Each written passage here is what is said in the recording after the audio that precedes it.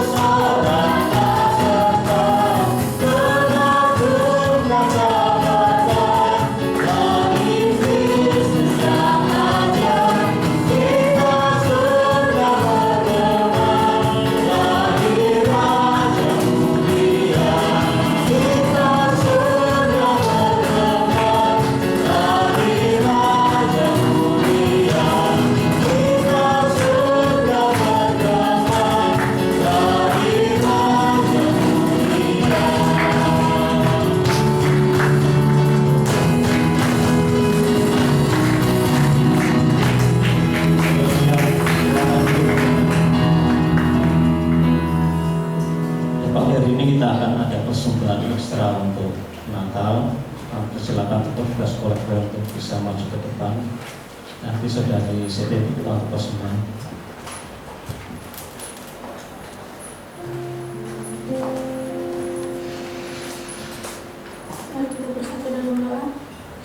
Selamat pagi Bapak, selamat pagi Ibu, selamat pagi Roh Kudus. Terima kasih ya Bapak atas berkat dan anugerah-Mu ya Bapak yang tidak pernah berhenti untuk kehidupan setiap kami hari lepas harinya ya Bapak. Terima kasih juga ya Bapak karena kasih karunia-Mu ya Bapak kami bisa bersama-sama berkumpul di gereja ini ya Bapak untuk sama-sama beribadah memuji dan memuliakan nama-Mu ya Bapak. Dan ya Bapak, jika sekarang kami mau memperlengkapi ibadah kami ya Bapak dan memberikan persembahan ya Bapak, kiranya persembahan yang kami berikan ini ya Bapak dapat berguna bagi pelebaran kerajaan-Mu ya Bapak. Terima kasih Tuhan, terima kasih Yesus, kami siap memberi dengan penuh sukacita ya Bapak. Haleluya. Amin.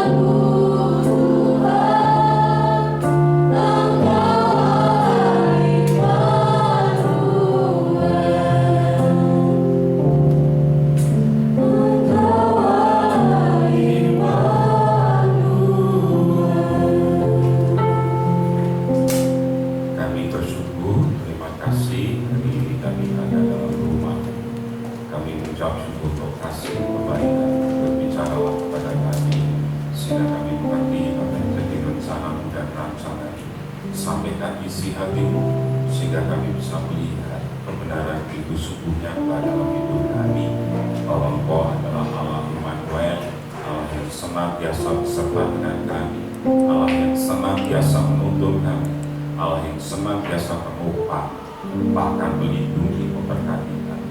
Terima kasih, dan kami percaya kasih karunia anugerah-Mu itu terus nyata dan baru dalam hidup kami. Dalam nama Tuhan kami Yesus Kristus kami berdoa dan ucap syukur. Haleluya. Shalom Bapak Ibu, salam sejahtera di dalam nama Tuhan kita Yesus Kristus. Saya ajak Bapak Ibu untuk bisa membuka Alkitab di dalam Injil Markus pasal yang pertama.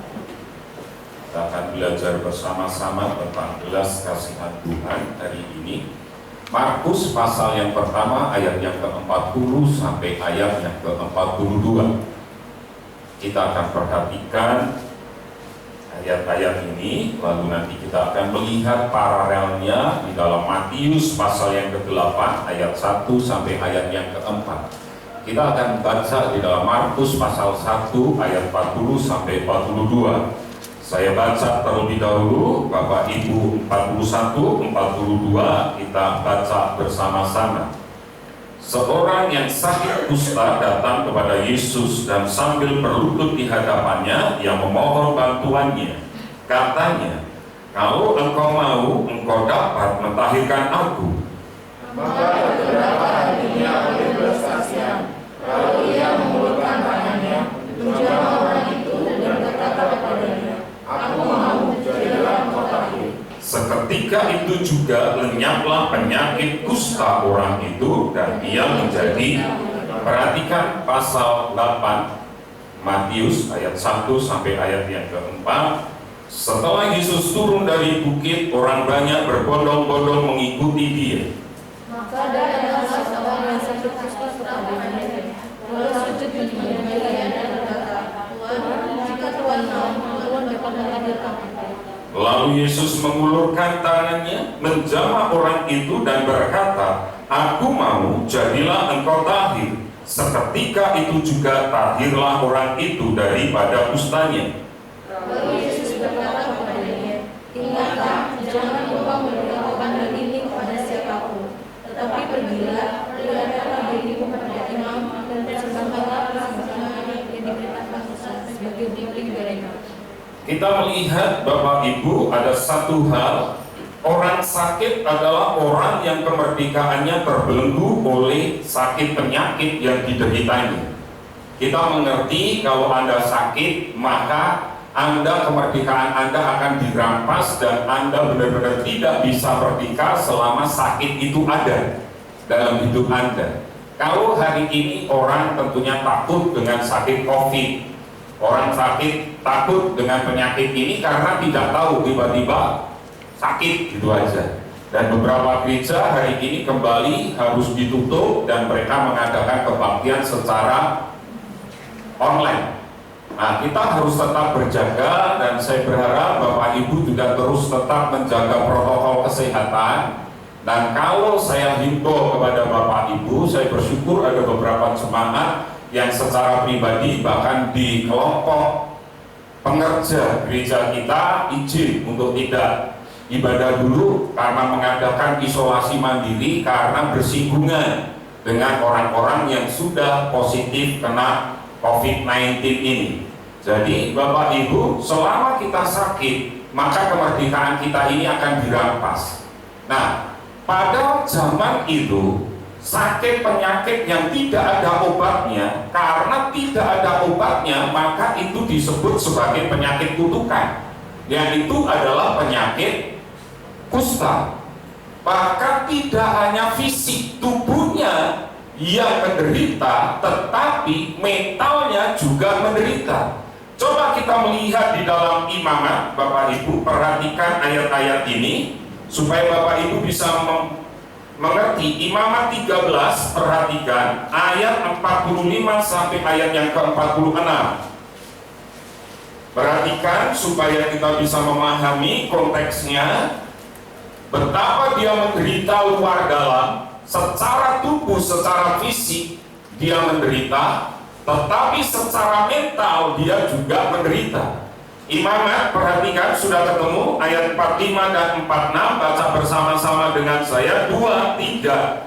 Orang yang sakit kusta harus berpakaian yang cabik-cabik, rambutnya terurai, dan lagi ia harus menutupi mukanya sambil berseru-seru, najis, najis. Selama ia kena penyakit itu, ia tetap najis. Memang ia najis, ia harus tinggal terasing di luar perkemahan. Itulah tempat. Anda bisa melihat orang yang sakit kusta tidak bisa diterima.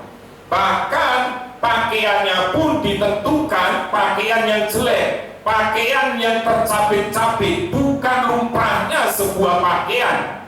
Dan rambutnya tidak boleh disisir. Dan setiap dia ketemu orang, maka dia akan berkata najis, najis, najis. Bila Anda ketemu dengan orang seperti ini, Anda berhak melempari batu, bahkan sampai mati diizinkan. Anda bisa melihat, tidak hanya bisa bermasyarakat, orang yang sakit kusta juga diasingkan.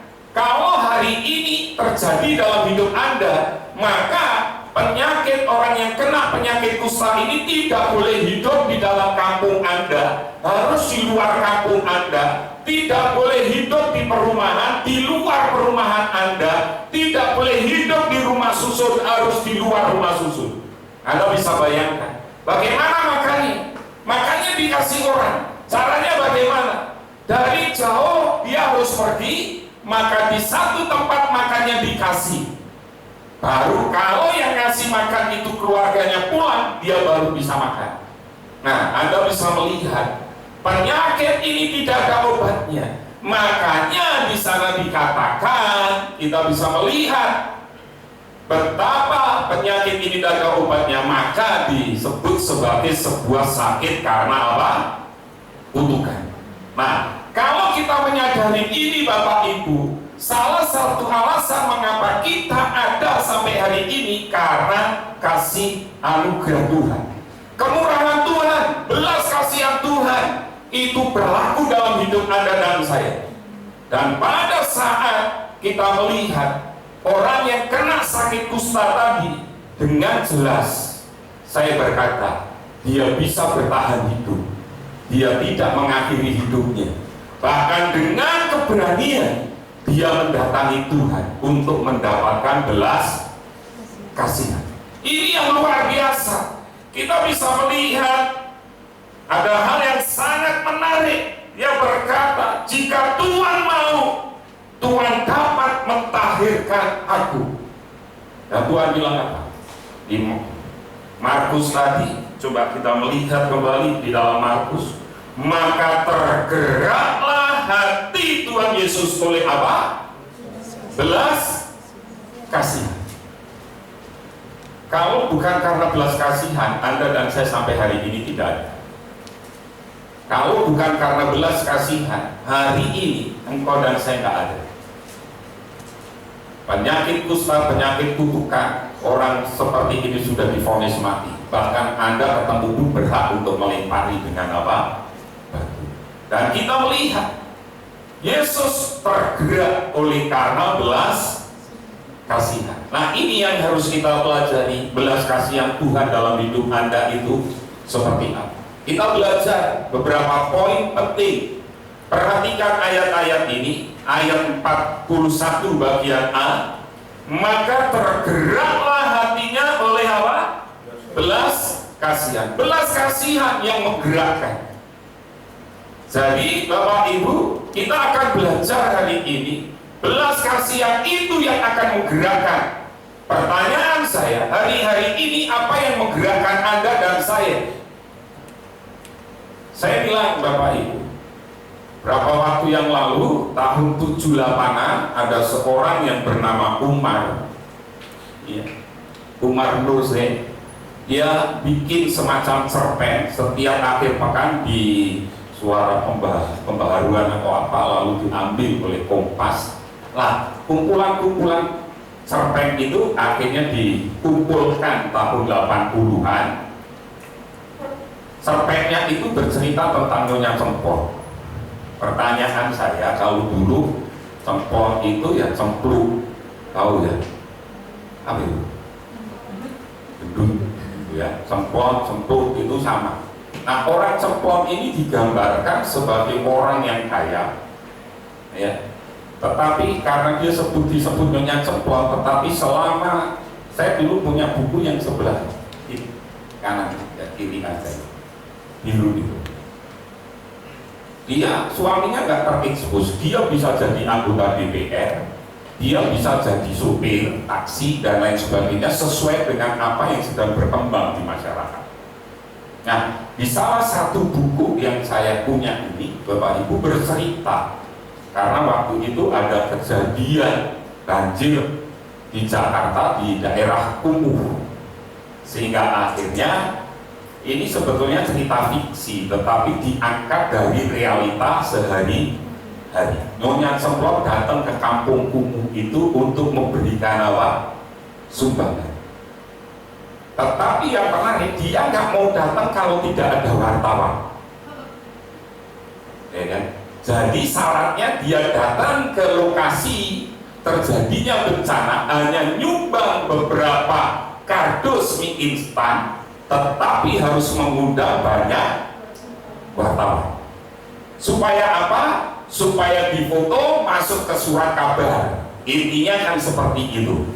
Nah, saya mau bilang, Nyonya Cempol ini bukan digerakkan oleh belas kasihan, tetapi dia digerakkan oleh yang dari luar. Yesus digerakkan oleh apa tadi? Belas kasihan, maka Tuhan menolong. Tetapi terkadang kita ini tidak digerakkan oleh belas kasihan, tetapi kita ini digerakkan oleh sesuatu. Karena apa? Karena gengsi bisa. Ada juga karena ingin dipuji. Itu seperti Nyonya Cempol tadi. Dia digerakkan bukan oleh belas kasihan, tetapi karena ia ingin dipuji. Bapak Ibu yang dikasihi Tuhan, coba Anda baca di dalam Matius pasal yang ke-6 ayat yang ketiga. Matius 6 ayat yang ketiga. Sudah ketemu? 2, 3. Tetapi jika engkau memberi sedekah, dengarlah diketahui tangan kirimu apa yang membuat tangan. Anda mengerti? Kalau kita memberi sedekah, tangan kiri kita boleh tahu nggak? Nggak tahu, nggak boleh. Tetapi kalian, kalau kalian memberi sedekah, berikanlah dengan diam-diam sehingga tidak ada yang tahu. Itu dalam bahasa Indonesia sehari-hari. Jadi kalau kita mau menolong, kalau kita mau memberi, kita harus memberi secara diam-diam, jangan sampai ada yang tahu. Yesus menolong digerakkan dari dalam karena belas kasihan, bukan karena gengsi, bukan karena ingin dipuji. Nah, di ayat yang sama firman Allah yang hidup berkata, apabila kalian berbuat baik terhadap orang, lakukanlah dengan diam-diam. Janganlah tangan kiri diberitahu mengenai apa yang sedang dilakukan oleh tangan kanan. Kalau engkau mau berbuat baik, lakukan dengan diam-diam. Tangan kanan memberi, tangan kiri jangan sampai tahu. Nah, ini yang harusnya kita sadari. Ini sebagai dasar kenapa Tuhan taruh hari-hari ini tema tahun depan. Selama ada orang baik, masih ada pengharapan.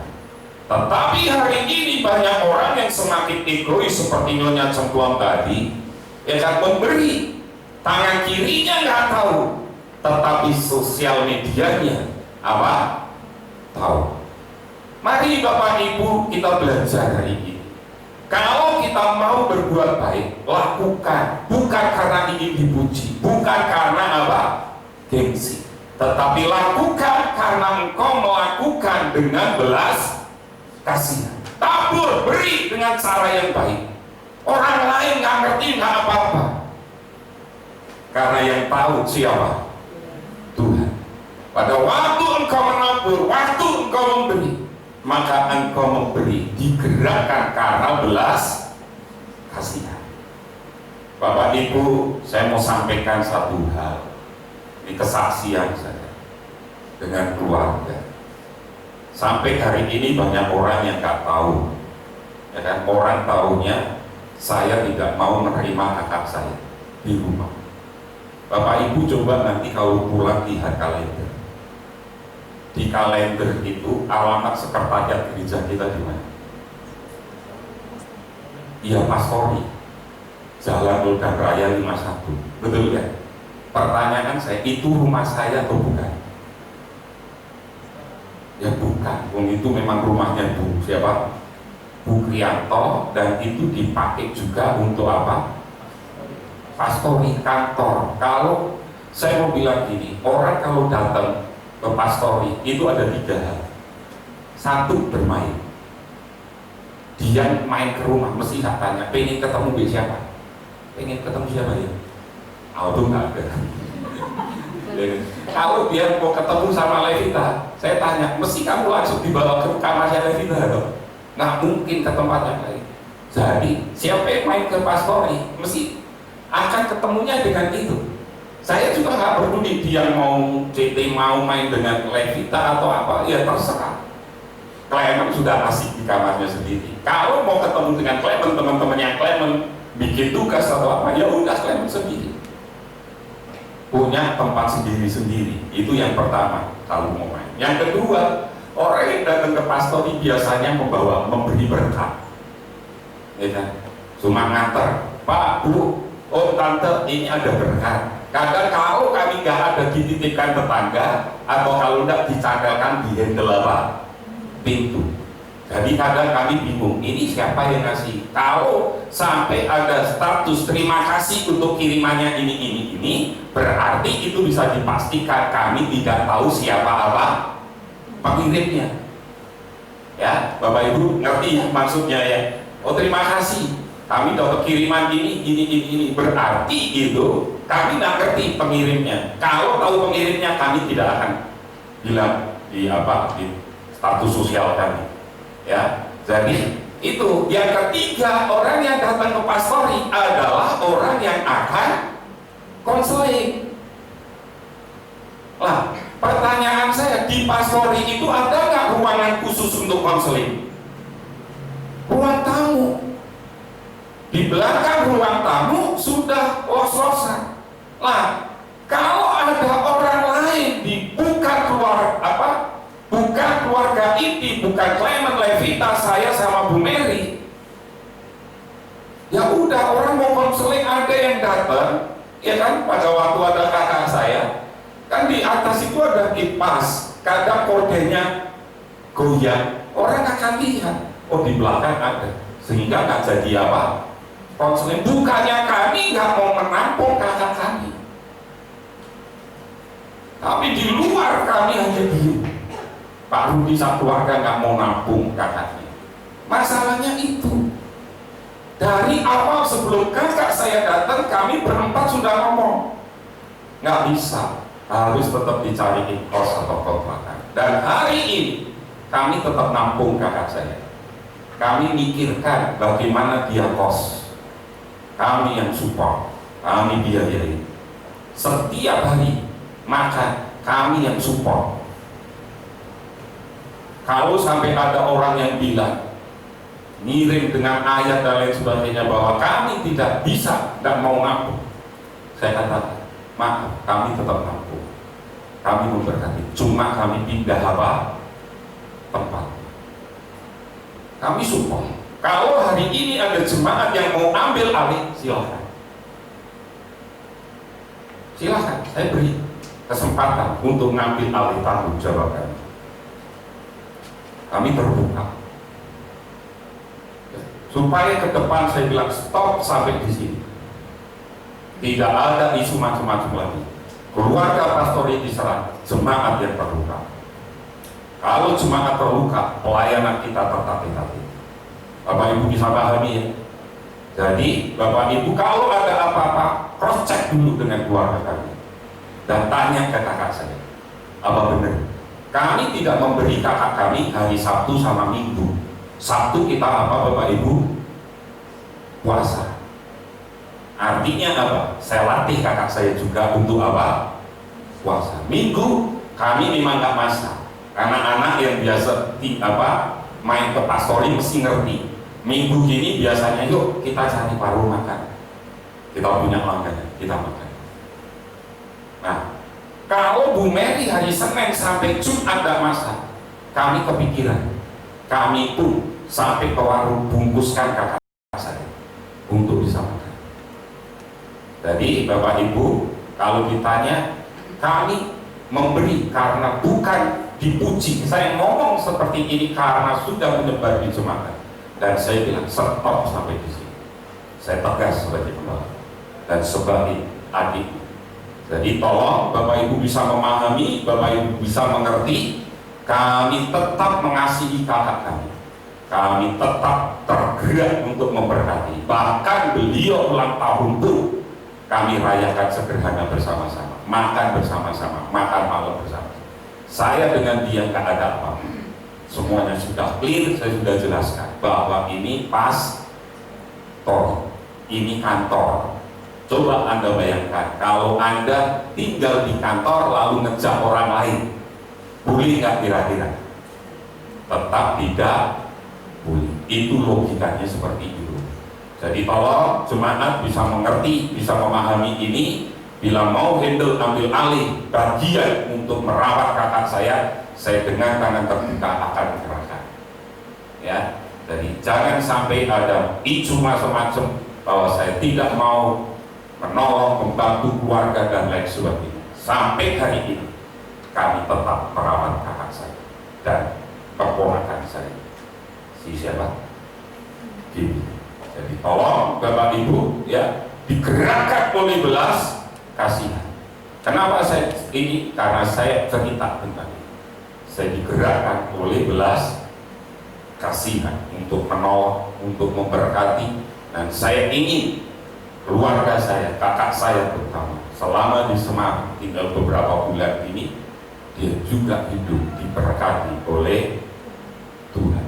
Yang kedua, coba perhatikan bagian 41 bagian B. Menjamah orang itu dan berkata kepadanya, aku mau jadilah engkau tahu. Belas kasihan yang menyentuh orang lain. Saya tanya Bapak Ibu, orang ketemu aja nggak bisa, papasan aja dia akan nyingkir, dia akan menjauh, bahkan berhak untuk dilempari batu. Tetapi kita bisa melihat Yesus memegang orang itu, Yesus menjamah orang ini. Bukankah ini hal yang luar biasa?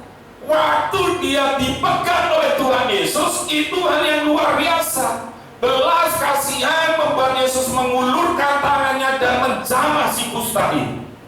Yang selama dia sakit, saya percaya tidak ada orang yang berani untuk menjamah, untuk memegangnya. Orang kusta itu tentu menyadari siapa Tuhan Yesus, sampai Tuhan Yesus berani untuk memegangnya, menjamah. Bapak Ibu, saya pernah punya pengalaman. Saya ingat ada anak pemuda waktu itu, saya mungkin pernah saksikan. Dulu rumah sakit Tugu itu kan rumah sakit apa? Puspa. Nggak sebagus seperti ini.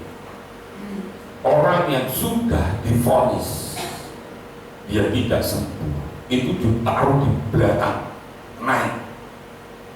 Saya naik ke sana, perawatnya sudah wanti-wanti, tidak boleh bersinggungan. Dan waktu saya datang, maaf Bapak Ibu, jujur saya bilang, baunya minta ampun, pesing, amis, campuran dulu. Karena sudah nggak ada di rumah.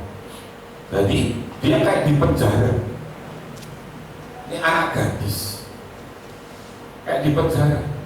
Jadi ngasih makan sudah di depan pintu itu, sudah jeruji. Waktu saya datang ada dikasih makan, diambil dilempar. Piringnya piring apa? Set, rotan. Aduh, saya kaget. Saya bilang bilang, Tuhan, beri saya kemampuan. Iya, saya bangkit. Gak mau, marah-marah. Lalu saya bilang, saya temani kakakmu. Karena dia bukan gereja di tempat kita, gereja yang saya temani kakak. Saya minta, kakakmu minta untuk aku bisa doakan. Dia bilang, tidak ada Yesus-Yesusan, tidak ada pendeta-pendeta. Sakit. Ya udah, coba kan ke sini. Waktu dia datang, saya sudah lihat Bapak Ibu, jempolnya sudah tidak ada. Jari-jari yang kiri sudah benar-benar hilang. Yang sini 3. Saya ulurkan tangan, saya jabat tangan. Sampai hari ini puji Tuhan, itu Levita masih bayi, berarti kurang lebih 20-an tahun sampai hari ini saya nggak berdoa. Itu semua anugerah Tuhan. Saya punya keberanian karena Tuhan. Saya ulurkan tangan, saya jabat tangan. Waktu saya jabat tangan dia, saya ngerti itu kulitnya mesti lepas. Dia nangis. Dia nangis, saya bimbing dia terima Tuhan Yesus, minta ampun. Dan hari itu saya bersyukur saya memenangkan jiwa. Dan besoknya dia meninggal. Bapak Ibu dikasih Tuhan, belas kasihan kita, Tuhan itu menyentuh kita. Belas kasihan menyentuh orang. Kalau ada belas kasihan dalam hidup, maka engkau akan mampu menyentuh. Ingat Bapak Ibu, tahun depan gereja kita punya warna lain. Tahun depan gereja kita hanya fokus kepada marturia, diakonia, dan koinonia. Dan fokusnya. Dan tahun depan, saya sudah sampaikan, saya ngomong, kita tidak akan pernah bilang pembangunan gereja. Tidak akan pernah ngoyak-ngoyak Bapak Ibu untuk memiliki gedung gereja sendiri. Fokusnya hanya itu. Kemarturia, kepenginjilan, diakonia, kesaksian. Gereja kita akan bergeraknya ke sana. Sehingga kita sudah tidak akan ngurus ke dalam ini. Karena Tuhan bilang, kalau tidak bertumbuh tahun ini, Tuhan bilang apa? Tebal, lupakan. Dan saya sudah start dari bulan Desember saya akan lupakan. Siapa yang mau bergerak maju, yuk maju bersama-sama. Sudah saatnya Go Family jadi berkat untuk kota dan bangsa. Jadi ini Bapak Ibu, waktu ada belas kasihan yang datangnya dari Tuhan, kita bisa nyentuh orang-orang di sekitar kita. Kita bisa menyentuh mereka. Meskipun kita melihat sakit enggak ya waktu nanti nyentuh orang besar, tapi karena ada belas kasihan yang digerakkan dari dalam, bukan dari luar, kita bisa melihat itu hal yang sangat luar biasa, ya. Menerima, diakui, dan kalau ada belas kasihan, maka kita bisa menyentuh hati seseorang. Nah, kita bisa melihat, ceritakan pengalaman Anda, sentuhan apa yang Anda bisa mengubahkan orang itu. Yang ketiga, belas kasihan yang mendatangkan kuasa Tuhan. Ayat 42, baca dengan saya. 2, 3. Seketika itu juga apa Bapak Ibu? Lenyaplah penyakit kusta orang itu dan ia menjadi tahir. Jadi tahir. Jadi kalau ada belas kasihan yang digerakkan oleh Tuhan, ingat, bukan karena gengsi, bukan karena ingin dipuji.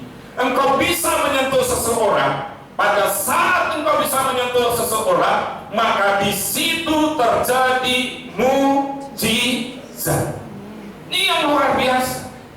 Kenapa kita mau hari ke depannya, selama ada orang baik, masih ada pengharapan. Orang baik yang digerakkan oleh Tuhan, maka dia menyentuh orang, maka akan terjadi mukjizat. Saya mau bilang Bapak Ibu, banyak hamba Tuhan yang bilang ini sudah akhir zaman. Saya setuju. Nanti bulan Januari paling tidak kita ada kelas tentang akhir zaman. Bu Mary sedang persiapkan itu. Supaya apa kita ngerti? Masa toh Pak? Iya, kemarin saya dapat kirim dari ibu rohani saya. Apa? bahwa vaksin yang di bawah kulit atau apa itu nanti di ini. Saya bilang saya nggak peduli dalam pengertian vaksin, mau divaksin atau tidak nggak peduli. Yang penting saya pakai hukum Roma 13, tunduk dan taat kepada apa? Pemerintah. Udah itu aja. Orang mau bilang ini konspirasi atau apa, saya mau bilang saya tunduk taat kepada pemerintah. Faktanya saya tanya, COVID ada nggak? Ada.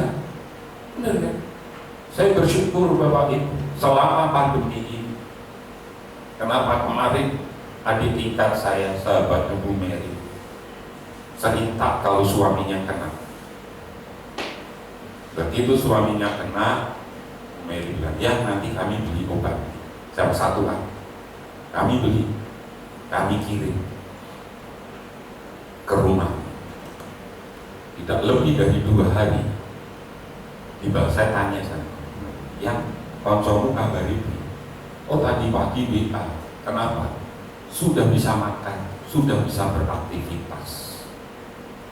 Senang, lihat. Iya.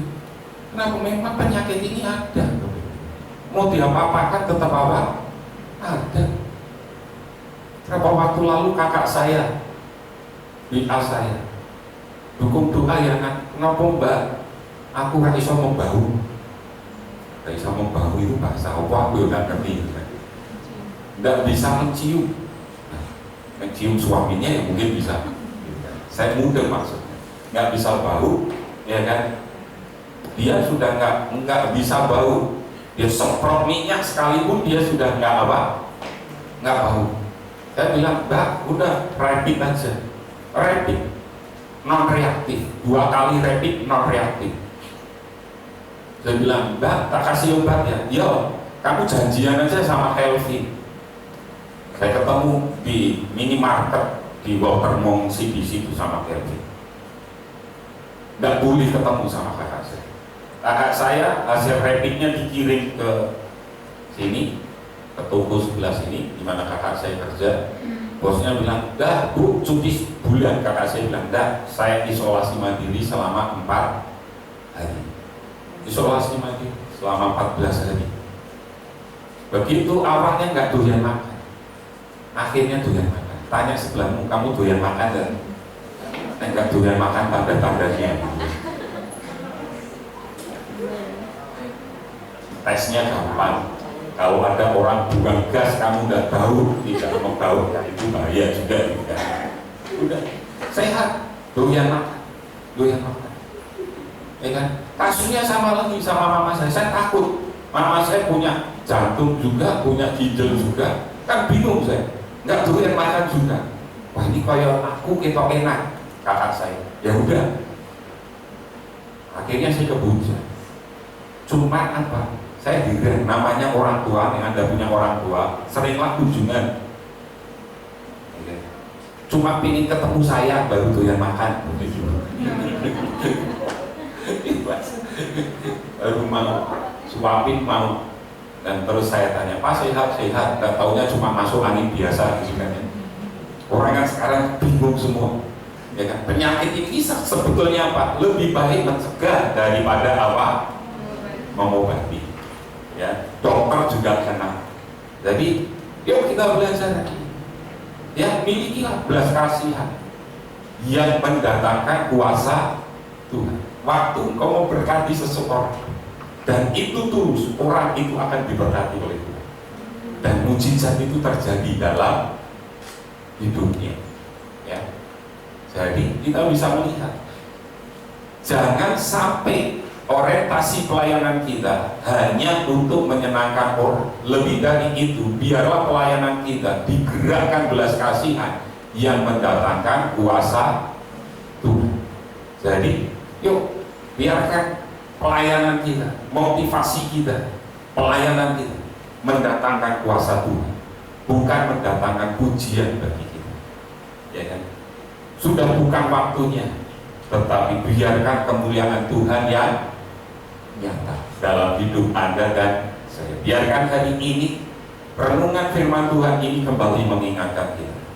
Natal sudah tinggal beberapa hari. tinggal menghitung hari. Satu hal yang pasti, karena belas kasihan Tuhan, Anda dan saya ada. Biarkan belas kasihan Tuhan itu juga menyentuh orang-orang yang ada di sekitar kita.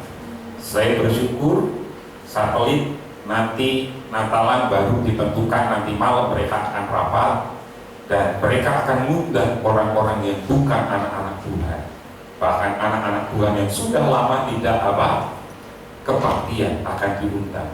Saya mau ini kesempatan mereka untuk menyentuh orang lain, belas kasihan itu.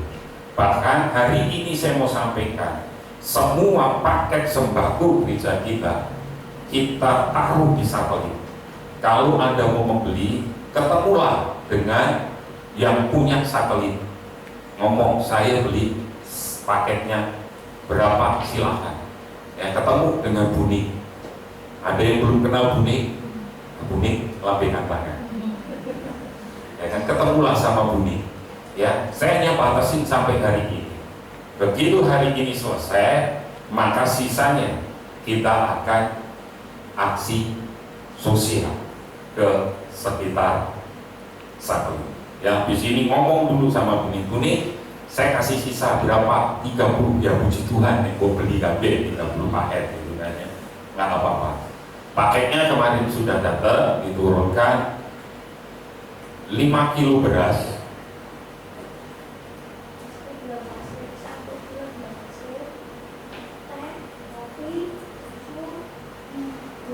Berapa liter? 1 liter, 2 liter. Ya wes berbunyi setengah liter. Ya, 5 kilo beras, 1 liter minyak, 1 kilo gula pasir, teh, kopi, susu, mie instan, ya, dan kocok-kocok. Jadi itu Bapak Ibu bisa beli. Kalau di luar dihitung harganya 170-an lebih, tapi dijual hanya 70.000 kepada Bapak Ibu. Ya, jadi pesan sama Buni. Dan sisanya nanti kita akan doakan. Nanti malam kita doakan. Senin kita akan aksi sosial untuk gereja kita yang ada di Cumi-Cumi Raya. Biar Tuhan aja yang nanti memberkati dan menyentuh, terjadi mujizat dan sekitar Cumi-Cumi banyak jiwa yang akan dimenangkan. Dan saya mau sampaikan juga, satelit kita sudah uji coba kebaktian jam 7 dan mereka rata-rata lebih senang kebaktian yang jam berapa nih? Jam 7. Nah, nanti tidak tahu Januari apakah akan dilanjut jam 7. Nah, itu nanti pengurus satelit. Mari kita akan berdiri, kita akan berdoa bersama.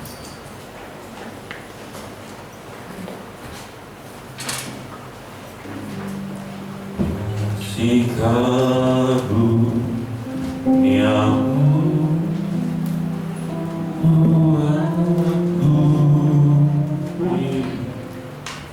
kasih karuniamu aku berharga, kasih karuniamu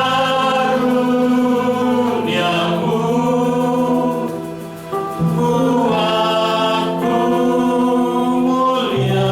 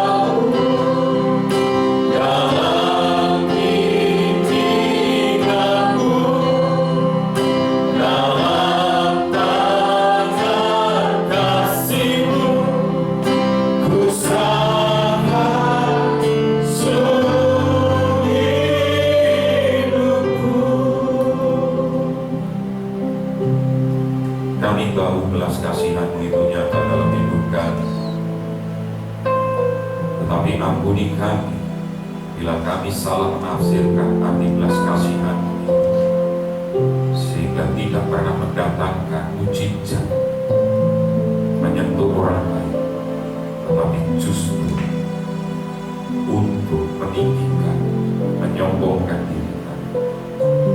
Dan siang hari ini firman itu termatrengan dalam hidup kami. Ke depan kami akan semakin lebih baik. Selagi ada orang baik, masih ada pengharapan. Itu nyata dalam hidup kami. Kami akan menebar kasih, menyentuh hati, dan menggerakkan mujizat Tuhan bagi orang-orang yang ada di sekitar. Kami akan digerakkan oleh belas kasihan Tuhan, bukan karena ego kami. Kami akan mempermuliakan Tuhan, bukan mempermuliakan diri kami. Terima kasih Tuhan, terima kasih Engkau telah menyentuh hati, dan saatnya kami menyentuh orang-orang yang ada di sekitar. Terima kasih Tuhan Yesus. Kami tidak bisa jalan tanpa, karena itu berjalan bersama dengan kami.